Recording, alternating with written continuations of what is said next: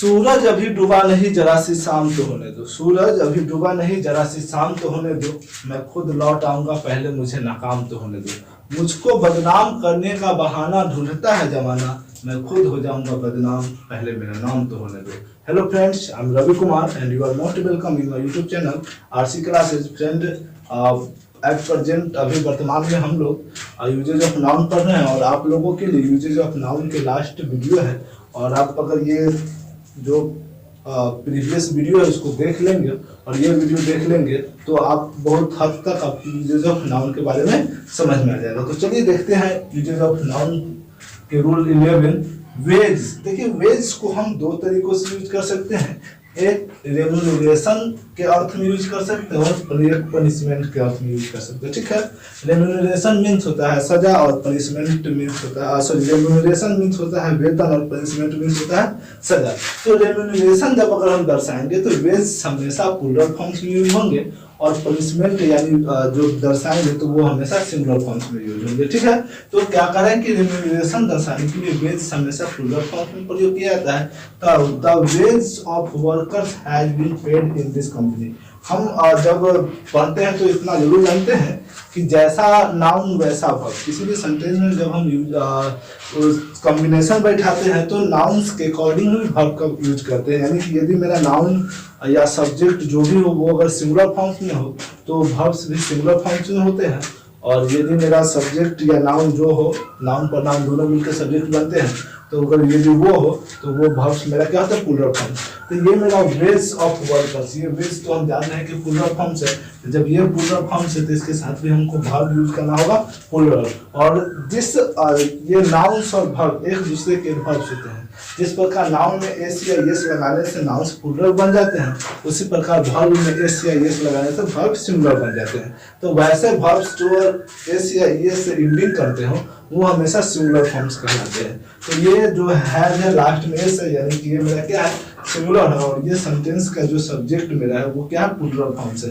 Veg के कारण या वर्कर्स के कारण ये मेरा क्या हो जाएगा, प्लूरल फॉर्म्स, क्योंकि वेज हमेशा प्लूरल फॉर्म में यूज किया जाता है। तो यहाँ पर हैज न रखकर क्या हो जाएंगे, हैव हो जाएंगे। ठीक है, the wage of workers has been paid in this company.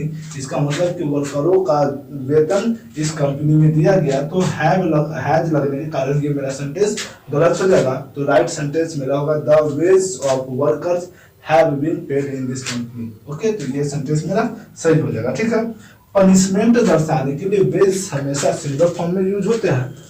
जैसे एग्जांपल देखिए, the wage of this crime are days. तो ये मेरा क्या है, सब्जेक्ट जो है वो सिंगुलर फॉर्म्स में है।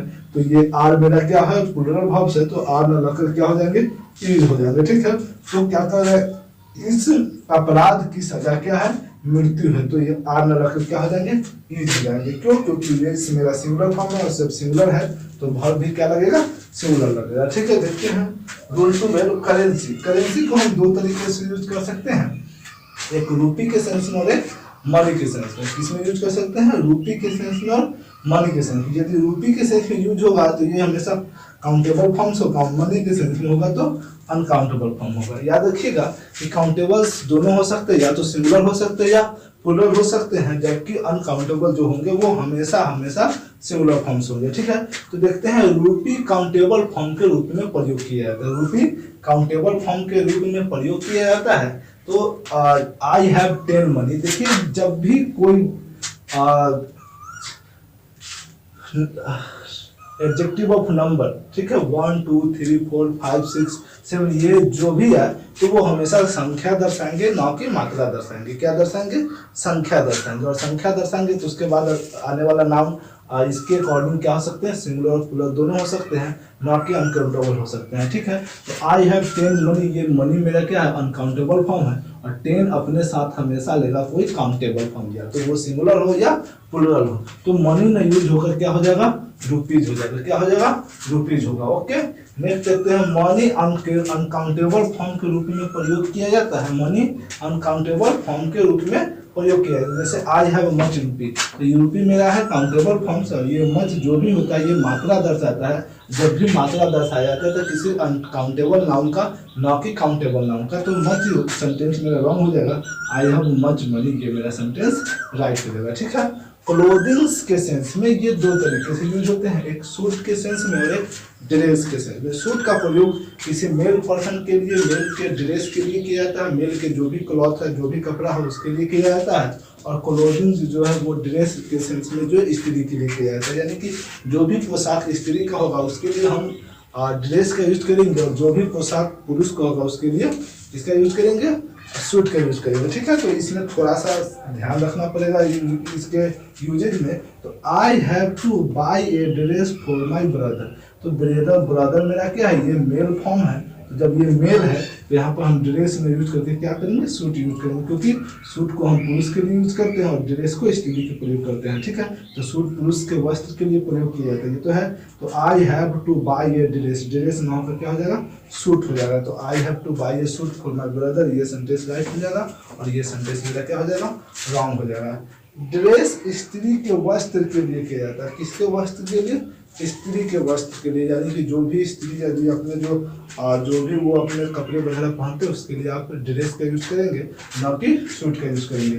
तो I have two by A suit for my sister, तो सिस्टर क्या है, ये मेरा फीमेल है, और जब फीमेल है तो यहाँ पर सूट ना यूज होकर क्या हो जाएंगे, ड्रेस हो जाएंगे। तो I have two by a dress for my sister, ये सेंटेंस मेरा सही होगा और ये सेंटेंस रॉन्ग होगा। तो दोस्तों ये आपका यूजेज ऑफ नाउन के लास्ट वीडियो रहा। फिर आपको नेक्स्ट वीडियो में नाउन से संबंधित दूसरे चैप्टर्स लाएंगे, जैसे नाउन जेंडर्स बचे हुए हैं और सारे कुछ नाउन्स के बारे में बचे हुए हैं। तो चलिए उसके बारे में आपको नेक्स्ट वीडियो में दे दिया जाएगा। तब के लिए इतना ही, और यदि आपको यह वीडियो अच्छा लगे तो हमारे चैनल को अधिक से अधिक शेयर करें, लाइक करें, कमेंट करें और सब्सक्राइब करें। धन्यवाद।